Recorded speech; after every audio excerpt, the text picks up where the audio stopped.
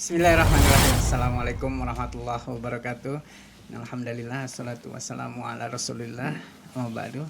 Alhamdulillah. Nah, insyaallah nih kita udah hitung hari dan alhamdulillah udah ada juga Ustadz di sini dan kita bakal bicarain from the earth to the ars. Nah, Syamila Series Classroom yang kedua ini insyaallah. Saya kok nggak ditanya kabarnya gimana? Iya, Ustadz. Ini juga mau nanyain juga sebelumnya, Ustadz. Okay. Jadi Ustadz, alhamdulillah sekarang udah mendingan atau masih sakit? Masih kurang masih sehat? Masih merah-merah, akhi. Masya Allah, kita doain Ustadz segera diangkat penyakitnya insya Allah. Alhamdulillah, insya Allah antum juga. Amin. Antum gimana kabarnya? Alhamdulillah. Kondisinya gimana? Alhamdulillah, Ustadz. Hatinya bagaimana? Agak bersedih lah, Ustadz. Insya Allah. Siapa sih yang tidak bersedih ya, akhi? Ya, Ustadz. Betul. Nah, ngomong-ngomong soal kelas kita ini Ustadz ya.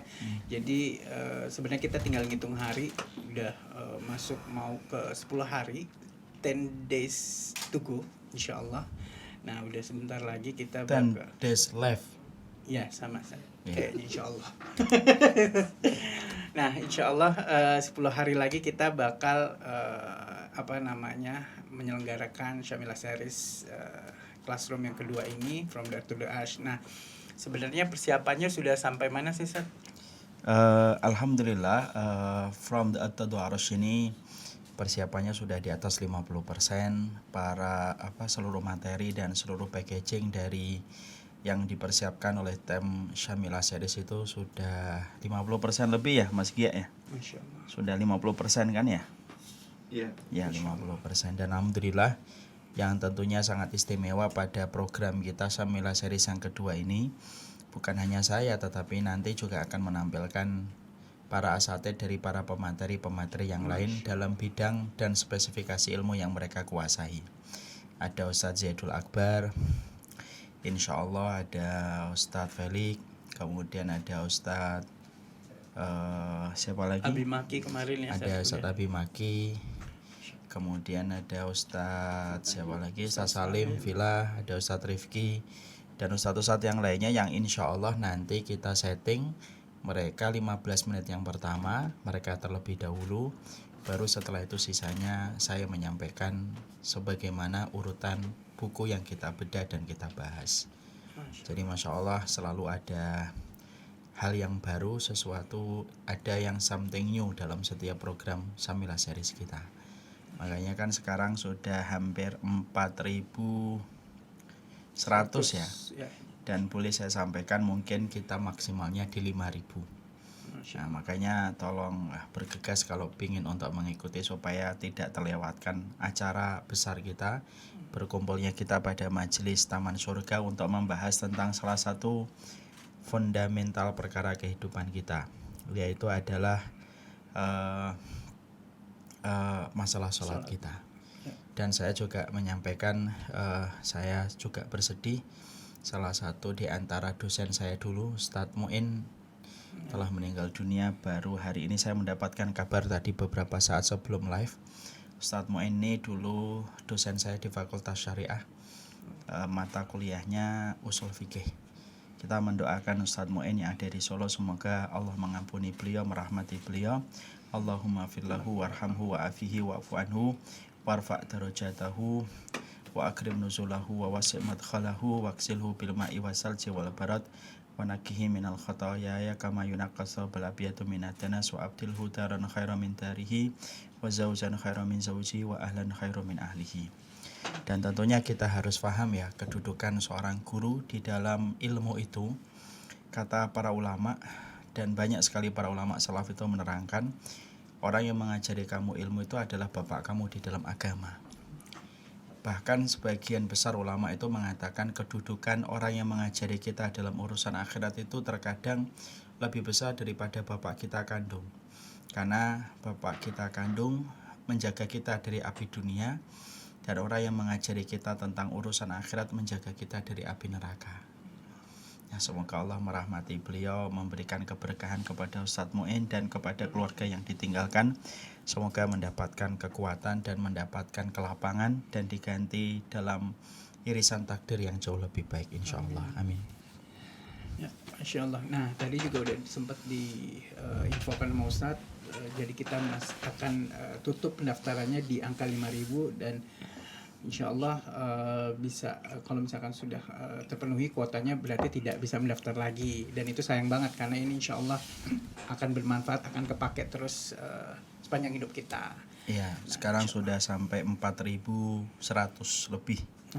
Dan kita harus ingat dengan mengikuti Syamilah series yang kedua ini, kita bukan hanya mendapatkan ilmu, tapi juga secara tidak langsung kita telah ikut berkontribusi pada wakaf. Karena pada wakaf rumah dakwah yang kita sekarang gunakan untuk seluruh kepentingan dakwah ini, kita masih menanggung beban. Ya, betul. Menanggung beban hutang dan lumayan ya, masih lumayan lah. Dan kita tidak mungkin mengajukan proposal minta dana terus-menerus. Menurut saya kadang-kadang kurang etis. Makanya kemudian saya mengkonsep Syamilah series ini dengan HTM, harga tiket masuk yang diberikan, karena pada dasarnya mereka akan mendapatkan ilmu, tapi mereka secara tidak langsung mereka telah ikut bagian dari wakaf. Masya Allah. Dan itu insya Allah jadi dua kebaikan sekaligus. Masya Allah. 2 in 1. Pertama dapat ilmu, yang kedua tentunya ikut berkontribusi pada wakaf. Ya. Nah, mungkin teman-teman yang hadir di sini mungkin juga bertanya-tanya atau ada yang belum tahu From the Earth to the Arsh itu kita bahas soal apa sih gitu kan. Mungkin di sini bisa dijelasin singkat Ustaz tentang apa aja sih materi yang bakal materi yang akan kita nanti. nanti sampaikan tentang From the Earth to the Arsh itu materi tentang masalah tafsir bacaan sholat. Ada masalah-masalah yang berkaitan tentang tadabbur pada setiap apa yang kita baca di dalam sholat kita. Tentunya kita paham ya, untuk menjayakan agama kita itu banyak komponen yang harus kita perbaiki dan kita tingkatkan kualitasnya. Di antara komponen yang sangat harus kita perhatikan itu adalah masalah sholat kita. Karena siapapun yang telah tegak sholatnya pada satu kaum, maka mudah bagi Allah untuk memberikan kejayaan dan kemenangan. Nah itu. Allah alim. Nah nanti tadi juga kalau misalkan ada yang nanya daftarnya gimana, nah itu klik aja bit.ly FTE-TTA itu bisa langsung. Nanti insya Allah juga mudah banget untuk untuk mengikuti dan mendaftar kelas ini insya Allah. Nah kita juga Mic-nya kebalik kan Bung. Oh iya Ustaz. Nah ini baru jelas. Dari Masya tadi Allah. gak jelas. Yang ada love-nya itu untuk mulut. Nah ini gini saya juga sama. Masya Allah. Nah ini udah jelas ya insya Allah ya. Suaranya berarti lebih jelas. Iya. Ya benar. Ana juga ngerasain lebih jelas. Nah, Ustaz, kenapa kita harus ikut kelas ini, Ustaz? Sebenarnya. Tadi saya sudah sampaikan. Selain ini tentang sholat dan memang banyak banget. Ya maksudnya ada beberapa memang. Jadi sholat itu gini, Akhi. Sholat itu kan salah satu di antara tiang agama. Yang namanya tiang itu kan penting. Rumah itu tidak akan ada rumah kalau tidak ada tiangnya. Masjid itu juga tidak ada terbangun masjid kalau tidak ada tiangnya. Kalau tiang itu sepenting itu untuk mendirikan satu bangunan, baik itu rumah ataupun masjid, sekolahan, dan seluruh bangunan-bangunan yang ada, itu tergantung sama tiangnya salah satunya. Nah kalau tiangnya nggak kita perhatikan, bagaimana kita bisa mendapatkan kebaikan? Kalau tiang itu tidak berdiri, bagaimana bisa ada kamar, bisa ada ruang tamu, bisa ada ruang mihrab untuk beribadah di dalam sholat kalau tiangnya tidak kita dirikan dulu. Makanya kemudian inilah yang menjadikan kita harus betul-betul memperhatikan bagaimana tentang masalah tiangnya kita. Karena tiang ini berapapun nanti masalah yang kita hadapi, ibaratnya tingkatan. Dalam satu rumah itu ada tingkat 1, 2. Kalau tiangnya bagus, maka kemudian tidak akan pernah kita itu membingungkan berapa banyaknya bangunan di atasnya kalau tiangnya bagus.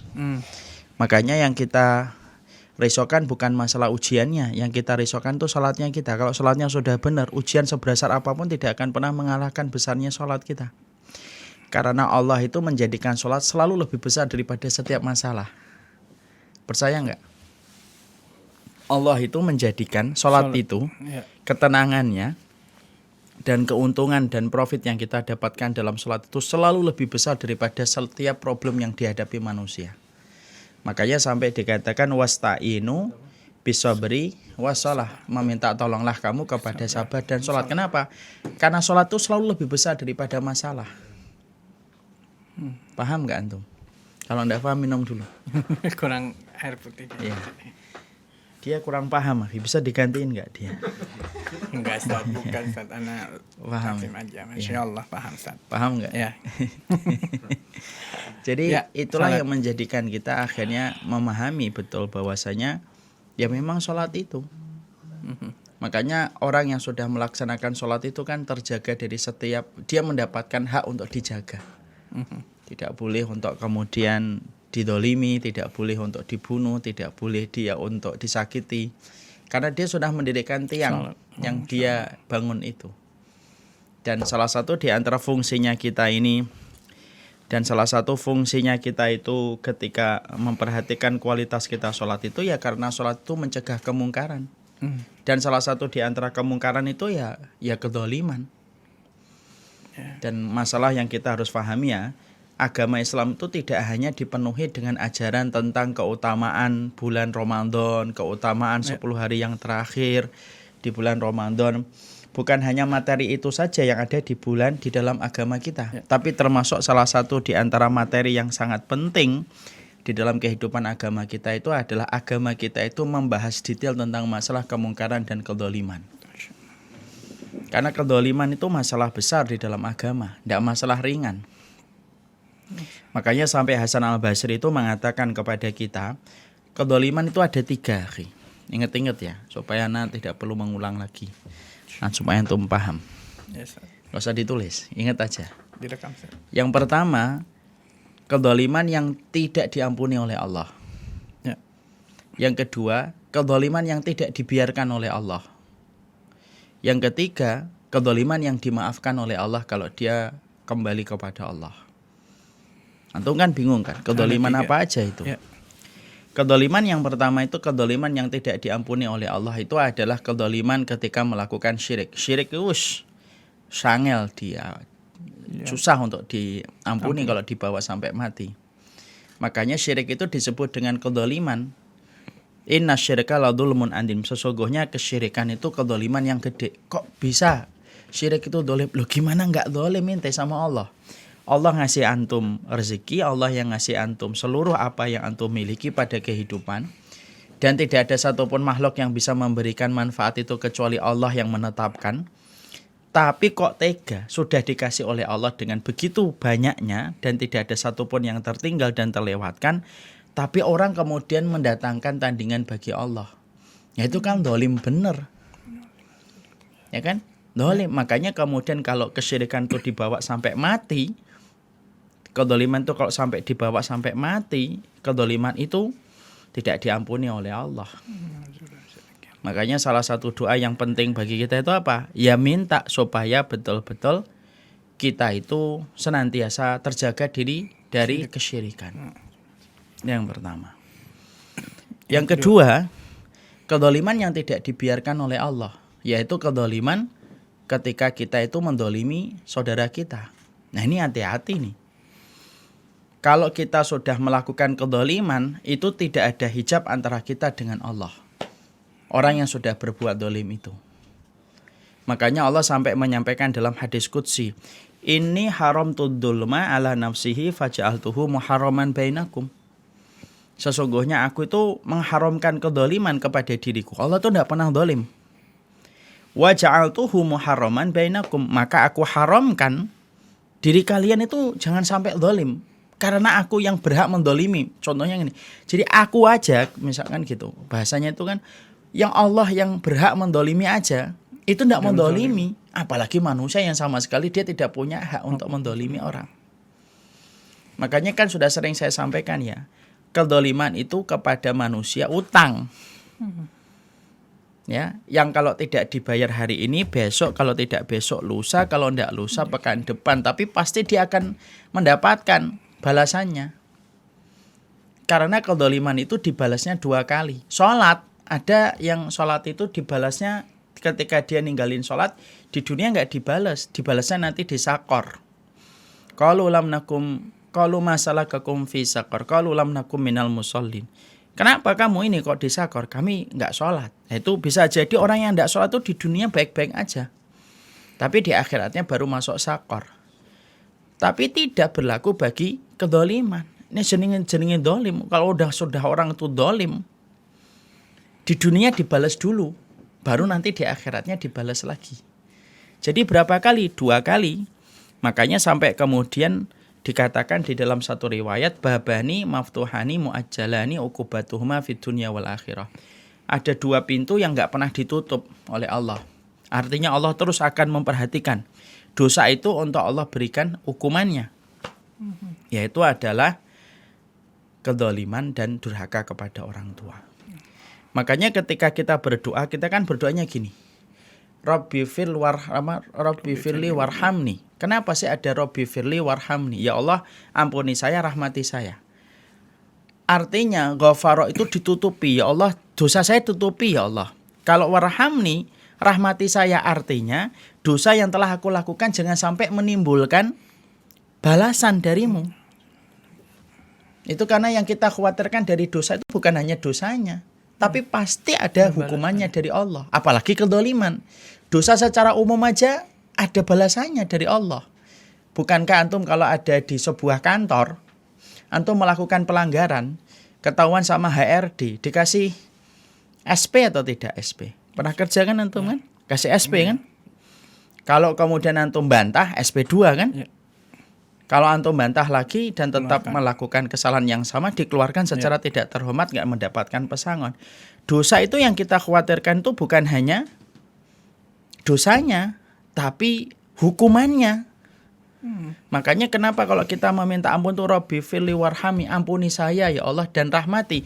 Fungsi rahmat itu diminta setelah kita minta ditutup dosa kita supaya rahmat itu menafikan dan memadamkan balasan. Itu dosa umum. Tapi kemudian kedoliman, hati-hati. Kedoliman itu perkara besar, akhi. Demi Allah itu perkara besar. Antum pernah tahu seorang Muhammad bin Sirin? Beliau itu ketika tua di penjara. Lalu ketika dia di penjara, ketika usia tua, kasusnya adalah dia tidak bisa membayar utang. Ketika dibalik jeruji dia mikir, dosa saya apa ya? Kok saya itu kok sampai tidak bisa membayar utang? Padahal beliau orangnya taat, solih. Lah ulama-ulama dulu itu sensitif dia itu, hassas sama dosa. Dipikir dia merenung, dosaku apa gitu, kok sampai aku kena penjara ini. Dipikir, oh ketemu. Dulu ketika di waktu muda dia pernah menemui seseorang yang kemudian dia komentari sembari dia setengah bersanda. Ya, hei orang yang utang. Ternyata puluhan tahun perkataan itu tetap menggantung di langit kalau boleh saya bahasakan. Dibalas oleh Allah. Oh gara-gara saya pernah nyebut orang itu, hei orang yang utang, Allah membalas saya. Itu kedoliman tuh gitu. Ya. Makanya kemudian kedoliman yang kedua itu kedoliman yang tidak dibiarkan oleh Allah. Kedoliman yang tidak dibiarkan oleh Allah itu ya kedoliman sama manusia. Hartanya, kehormatannya. Apalagi kalau ngaji terus kemudian nyesatin orang dengan gampang. Mengatakan orang ini keluar dari Shiratal Mustaqim, keluar dari sunnah dengan begitu gampang. Hati-hati. Omongan itu mungkin kamu sudah lupa, tapi omongan itu masih nempel di pintu langit. Lah apalagi sampai membunuh. Alah membunuh. Lah wong nyebut orang utang aja dibalas sama Allah kok. Nah ini ada satu kisah nih.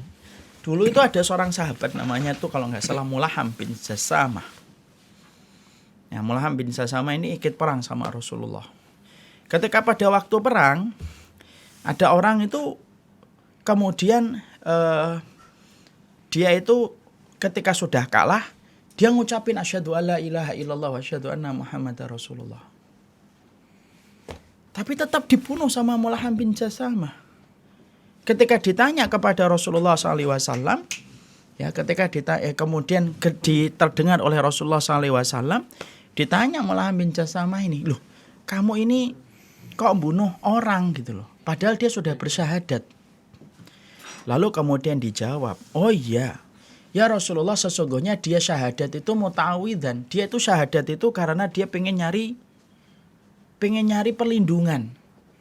Karena kalau mau syahadat ya dari awal, tapi syahadatnya malah di tengah-tengah berkata, loh emang kamu tahu bahwasanya syahadatnya itu untuk mencari perlindungan.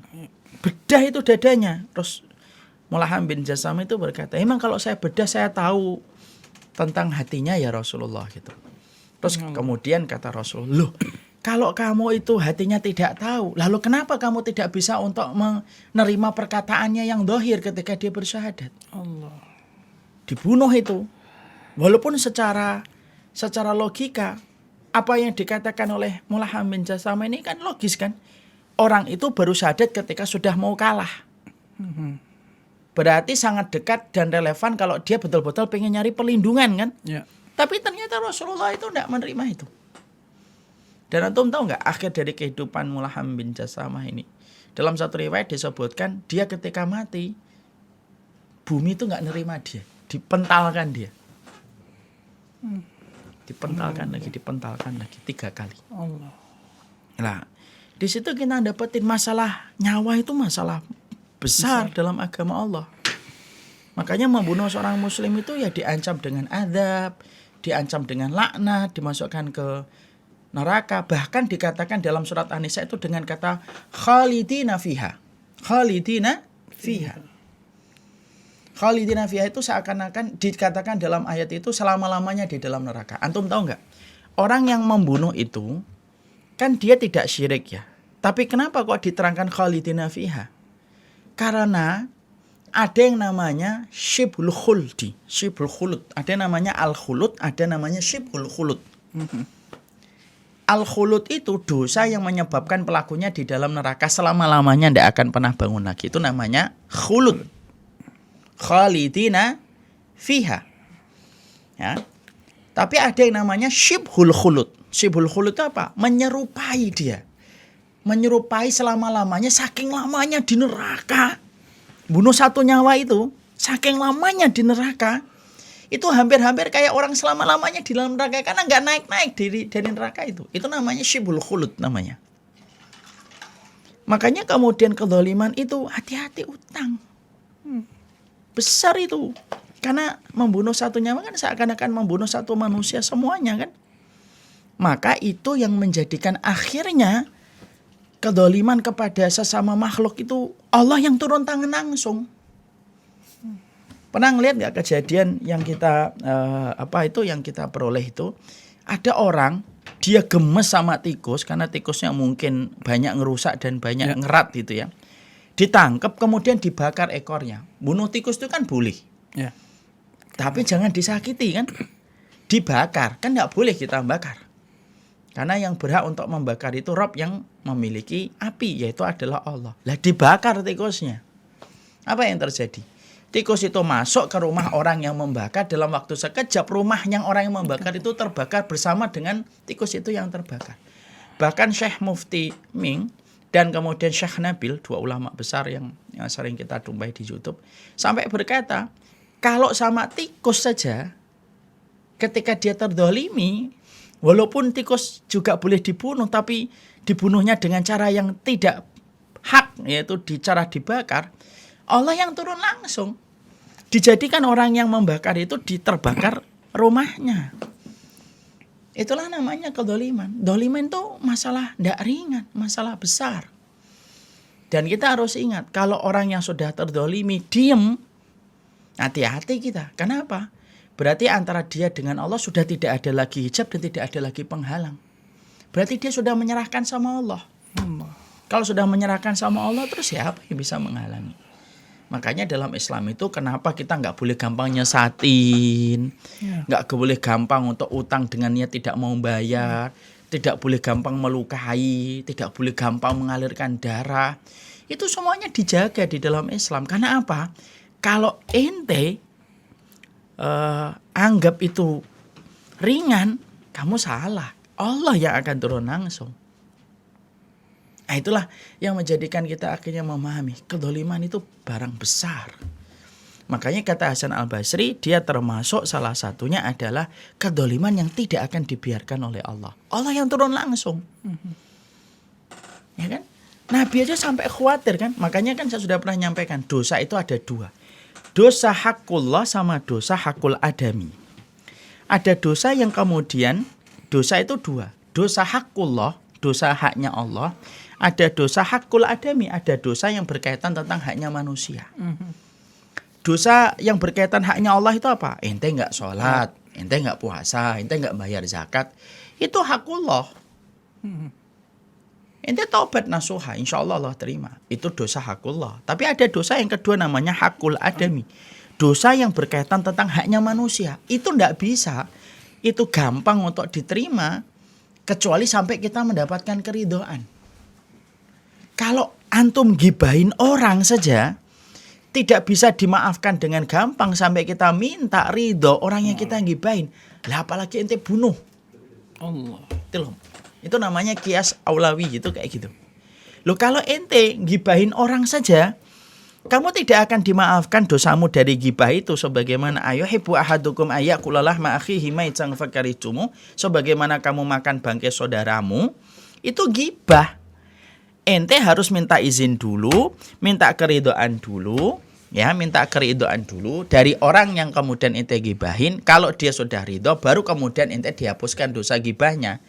Loh apalagi ketika ente ngelukain, apalagi sampai bunuh. Kalau sudah bunuh terus gimana kita minta ridhonya? Ya karena udah nggak ada juga. Ya. Terus diselesaikannya di mana? Ya di pengadilan Allah. Utang, semuanya. Maka inilah yang kemudian menjadikan akhirnya kita memahami. Ada yang kedua itu, yang disebut dengan dosa hakul adami. Dan hati-hati sama dosa hakul adami. Ya, dosa hakul adami itu lebih cepat daripada apa yang kemudian kita sangka. Itu dosa hakul adami. Dosanya keren, dosanya itu cepat digalas oleh Allah. Makanya Nabi itu sangat khawatir kalau beliau itu melakukan dosa hakul adami. Apa yang dilakukan Nabi pada 100 hari sebelum beliau wafat? Beliau kumpulkan para sahabat yang ada di kota Madinah. Lalu beliau itu bersabda, sanjang, ngomong.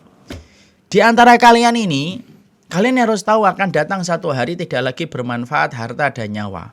Kalau ada di antara kalian yang pernah saya lukai, yang pernah saya zalimi, ayo ambil haknya kalian hari ini sebelum tidak ada lagi manfaat harta dan anak yang kita miliki di hadapan Allah.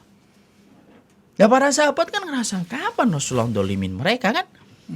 Tapi ada satu sahabat yang kemudian mengatakan saya pernah engkau pukul ya Rasulullah, yang akhirnya singkat ceritanya dia memeluk Rasulullah karena memaafkan. Ya. Loh, Nabi yang sudah dijamin surga saja takut sama dosa hakul adami. Karena seorang muslim itu terjaga. Yang menjaganya siapa? Allah Subhanahu wa taala, yang menjaganya langsung itu Allah. Makanya kalau Allah itu saking rahmatnya, setiap dari kita itu terjaga. Makanya sampai pelaku dosa sekalipun kehormatannya itu masih dijaga oleh Allah. Semuanya masih dijaga oleh Allah. Mentang-mentang pendosa gitu, kemudian diambil hartanya, nggak boleh. Mentang-mentang orang yang non muslim diambil hartanya, nggak boleh juga. Loh, kalau sama non muslim aja nggak boleh didolimi, apalagi orang yang syahadat kepada Allah. Makanya tadi kan kisahnya Mulaham bin Jasama kan. Loh, sampai ditolak bumi. Kata Rasulullah, ada orang yang mungkin lebih parah daripada Mulaham ini. Misalnya Namrud itu lebih parah. Tapi kenapa kok Mulaham sampai nggak diterima bumi? Supaya setiap orang itu ngambil pelajaran dari peristiwa ini. Makanya Usamah bin Zaid itu kan seorang ulama besar, seorang sahabat besar, kesayangan Rasulullah. Putra dari sahabat yang pernah diangkat oleh Rasulullah, yaitu sahabat Zaid. Lo bunuh orang ketika sudah bersyahadat kemudian tetap dibunuh dalam peperangan. Sama jawaban dari Usamah itu, dia itu mengucapkan syahadat karena dia itu pengen untuk selamat ya Rasulullah. Lalu kemudian dijawab sama Nabi, atasyukka sadrahu, kamu bedah dadanya? Enggak ya Rasulullah. Lah terus gimana ente tahu kalau itu adalah kemudian ini? Akhirnya pada saat itu yang terjadi adalah Osama bin Zaid disuruh membayar diat 100 ekor onta. Namanya pembunuhan syibhul amdi, menyerupai sengaja dan terencana. Ya. Maka di situ yang kita dapati itulah masalah kedoliman. Makanya jangan dolimin siapapun itu. Hari ini mungkin kita bisa, tapi akan datang hari-hari ketika rambut kita beruban. Akan datang satu hari mungkin kulit kita keriput. Akan datang ketika nafas kita tinggal 2x1. Akan datang satu hari ketika kita melihat para malaikat membawa kain kafan. Yang semuanya pada saat itu tidak ada yang lebih disesali manusia kecuali apa salah satunya? Kedoliman yang pernah dia lakukan karena dia tahu kedoliman itu akan menjadi kegelapan. Ittaqud dzulma fa inna dzulma dzulumatun yaumal qiyamah. Kamu tuh mbok takut sama kedoliman karena kedoliman itu kegelapan pada waktu hari kiamat. Ya, makanya itulah yang menjadikan kita harus betul-betul memahami. Ini masalah hati-hati kita. Ngaji-ngaji, semuanya juga kemudian kita harus tetap berkomitmen untuk menjaga kedoliman dan menahan diri dari kedoliman. Kalau tikus aja dijaga oleh Allah haknya. Ya, artinya dijaga oleh Allah haknya itu apa? Untuk mati dalam kondisi yang normal, tidak boleh disakiti, nggak boleh mentang-mentang antum gemes sama tikus kemudian antum bakar. Ya, langsung kemudian antum sayat-sayat gitu. Itu tikus, padahal dia binatang pengerat yang boleh dibunuh. Tapi ketika bunuh pun juga tidak boleh melampaui batas. Padahal cuma tikus. T-I-K-U-S. Tikus. Apalagi manusia yang mereka bersyahadat kepada Allah Subhanahu wa taala. Makanya inilah yang menjadikan kita memahami. Yang kedua itu apa? Kedoliman yang tidak dibiarkan oleh Allah. Yang ketiga, kedoliman yang dimaafkan oleh Allah. Kedoliman yang dimaafkan oleh Allah Subhanahu wa taala itu apa? Yaitu kedoliman diri kita kepada diri kita. Sudah tahu ini haram kita kerjakan. Sudah tahu ini tidak boleh kita lakukan. Ya namanya manusia kan? Manusia itu ketika mereka melakukan dosa terbagi menjadi 3. Satu, ada manusia itu ketika dia melakukan dosa, itu betul-betul sensitivitas hatinya sudah mati. Akhirnya dosa itu ketika dia lakukan, betul-betul sudah kapalan dia, sudah ngerasa. Orang menasihati, tapi kemudian ketika menasihati, tidak akan bermanfaat baginya. Itu yang pertama, ini yang paling parah. Ini hati yang mati. Makanya kalau kemudian kita belajar ini bahaya yang pertama. Yang kedua, ada orang yang berbuat dosa. Tapi ketika dia berbuat dosa, ketika dalam kondisi diperingatkan, dia mudah untuk kembali. Ada yang ketiga, yang dia ketika melakukan dosa itu, tanpa diketahui orang, dia langsung sadar diri. Dan langsung menyadari bahwasanya itu perbuatan dosa. Tapi bagaimanapun perbuatan dosa itu mendolimi diri kita atau tidak? Perbuatan dosa itu kan mendolimi diri kita kan? Rugi kita. Karena apa? Orang yang melakukan dosa itu sebenarnya kenapa kok dikatakan dzalimun li nafsihi? Kenapa dikatakan orang yang berbuat dosa itu dolim kepada dirinya sendiri? Karena dia telah menyediakan anggota tubuhnya menjadi bahan api neraka dengan dosa itu. Masya Allah ya, Masya Allah. Makanya itulah yang menjadikan kalau ini yang ketiga masih dimaafkan oleh Allah. Ya, qul ya ibadiyalladzina asrafu ala anfusihim la taqnatu min rahmatillah. Wahai orang yang melampaui batas, janganlah kamu berputus asa dari rahmatnya Allah. Nah ini, makanya kemudian Masya Allah ya, bicara tentang masalah inilah yang kita harus mengerti. Kedoliman ini salah satu hal yang kita harus. Dan kalau kedoliman itu kemudian kita biarkan, ya bisa jadi kedoliman akan menimpa kepada diri kita. Ya, kedoliman itu harus betul-betul kita sadari. Jadi dolim itu kata Hasan Al-Basri ada 3. 1, dolim kepada Syirik. Allah, yaitu syirik. Dolim yang tidak dimaafkan oleh Allah kalau dibawa sampai mati. Yang kedua, dolim yang langsung Allah turun tangan langsung. Yang ketiga yaitu dolim ketika itu diampuni ketika dalam kondisi dia itu melakukan banyak dosa. Makanya kan Masya Allah ya, semoga apa yang ya semoga Allah merahmati kita semua, memberikan kekuatan kita semua. Ya, semua jiwa yang hari ini menuju kepada Allah, semoga Allah selalu berikan keberkahan dan kelapangan. Gitu akhi. Ya. Jadi fungsinya sholat itu salah satunya untuk mencegah dari kezaliman. Makanya kalau ada orang sholat kok dia masih mendolimi orang apapun, apalagi sampai membunuh orang yang beriman, orang yang dohirnya muslim, sholatnya itu yang akan menggugat dia 2 kali lipat malah justru. Ya kan? Makanya Masya Allah, ini hal yang penting untuk kita pahami, karena sesungguhnya ada Allah dalam setiap urusan dan setiap perkara yang kita lakukan dan kita kerjakan. Masya Allah. Ya. Wah, luar biasa. Nah, sebenarnya memang memperbaiki sholat itu setelah nanti misalkan pun nanti kelasnya sudah masuk, artinya kita juga harus memperbaiki sholat kita. Nah, insya Allah itu juga akan mencegah kita dari berbuat zalim ya, artinya Ustaz ya. Nah, ini juga yang belum mendaftar silahkan mendaftar di bit.ly/FTETTA, dan yang sudah mendaftar saya lihat juga di grup ada yang mungkin udah daftar tapi belum masuk grup, silakan langsung login akun. Nah, kira-kira 1.000 orang yang belum join grup segera join grup yang sudah daftar. Ya, karena di join grup itu nanti kita linknya, akan, share link nanti di kan situ. Connecting salah satunya Di dengan Masjid. Ana secara langsung di grup itu. Ya. Memang saya tidak bisa menyapa setiap waktunya, tapi saya berusaha kalau ada kelonggaran saya akan menyapa. Insyaallah ya. Ya, jadi terus ini akan menjadi sebuah hal yang kita dapatkan ya. Jadi nanti kalau kita mengikuti From the At-Taddu'arash ini, pertama ikut dapat ilmu, ikut berwakaf kepada rumah dakwah, dan kemudian kita akan satu grup, yaitu adalah grup di Telegram. Saya akan menyapa mungkin walaupun tidak bisa setiap waktunya, dan insya Allah akan kita buat program-program yang mengkuatkan persaudaraan kita, dan semoga kita bisa menjadi keluarga di antara keramaian umat. Amin. Sudah berapa sih yang hari ini mendaftar? 4.100 lebih ya. 4.100 lebih. Ustaz ada utang Ustaz.